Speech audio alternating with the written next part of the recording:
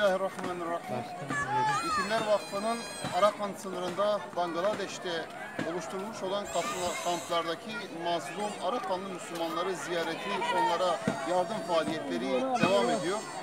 Bugün de yine Arakanlı Müslümanların yaşadıkları acıları, mağduriyetleri yerinde görmek üzere birkaç kampa gittik. Öncelikle bazı kurban kesimlerimizi gerçekleştirdik.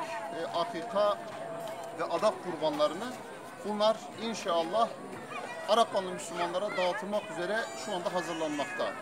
Bununla birlikte biz Kutupalong kampına gittik. Kutupalong kampında sağlık taraması gerçekleştirildi. Nitekim sağlık açısından gerçekten ortamın ne kadar sağlıksız olduğunu sizler de görüyor, müşahede ediyorsunuz. Bu şartlarda bu insanların sağlıklı bir hayat sürdürebilmelerinin hiç de mümkün olamayacağını tahmin edersiniz.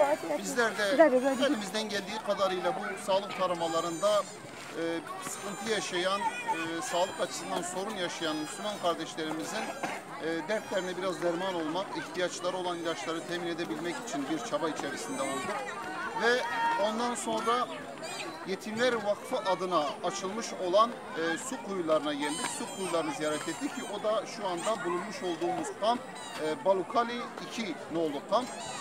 Burada su kuyuları, açılmış olan su kuyuları, bu su kuyularının açılması konusunda sponsor olan, destek sunan tüm kardeşlerimizi de burada selamlıyoruz. Rabbim onların hayırlarını kabul etsin.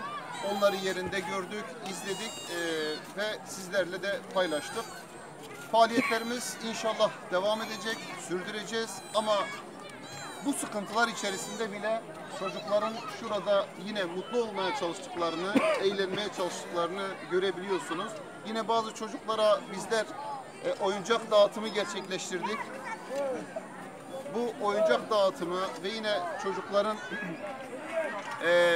şeker dağıtımı karşısındaki mutluluğunu, gözlerindeki sevinci gördük, buna şahitlik ettik. Çocukların, ailelerin, Arakanlı Müslümanların durumu gerçekten içler acısı. İşte şu anda yanımda görmüş olduğunuz çocukta olduğu gibi hemen hemen çoğunun ayağında bir ayakkabı yok ve şu an yağmur yağmış bir durum söz konusu. Çamur var ve bu çocuklar gerek bu çamurda gerekse de şu kirli sularda çıplak ayaklarla geziyorlar, yürüyorlar. Yani nihai olarak şunu söyleyelim ki bu mazlum Müslümanların gerçekten içler acısı bir durumu söz konusudur.